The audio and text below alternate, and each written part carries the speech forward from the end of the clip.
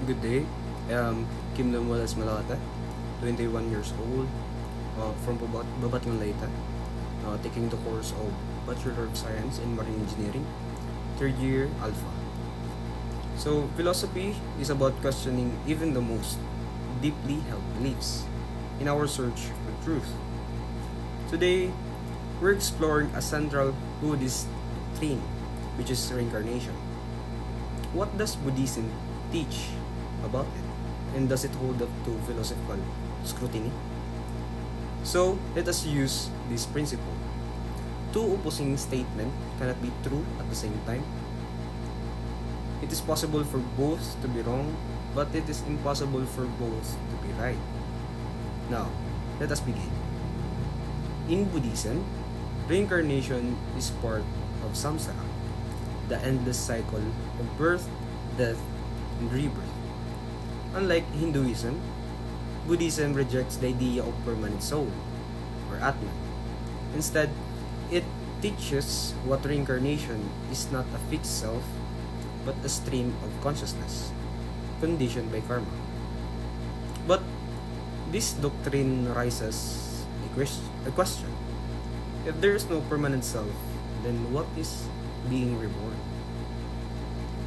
Buddhism teaches anatta, the doctrine of no self. According to this idea, there is no unchanging essence or soul. Instead, what we think of as a self is a temporary collection of mental and physical processes. But there is no permanent self. Is the you that dies the same as the you that is reborn? Or is rebirth just the start of a completely new person, connected only by the effects of post-karma?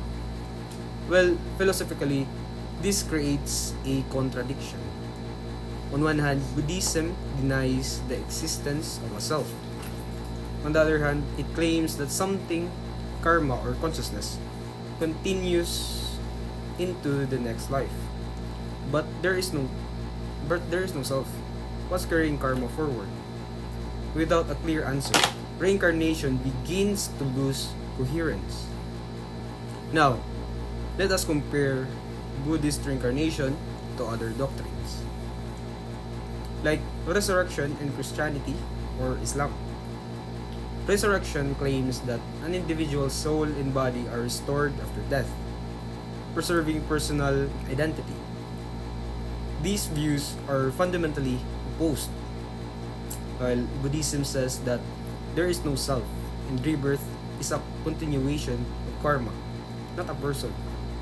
While resurrection says that there is a self and it's tied to a specific body and soul. So, here's why philosophy helps. Two opposing statements cannot be true at the same time. Either the self exists or it doesn't. Both cannot be right. And yet, both could be wrong. Materialists argue that consciousness is a product of the brain. When the brain dies, consciousness ends. This view suggests that there is no reincarnation, no resurrection, just the finality of death. So if this is true, both doctrines fail to explain what happens after death.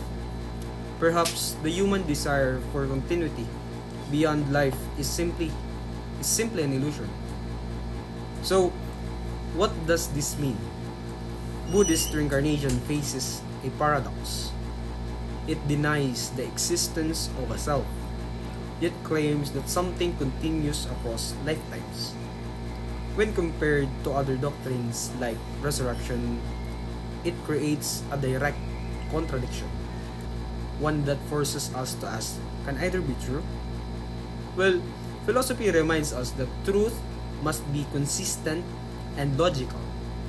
If a doctrine fails this test, we must question it, even when it's deeply meaningful.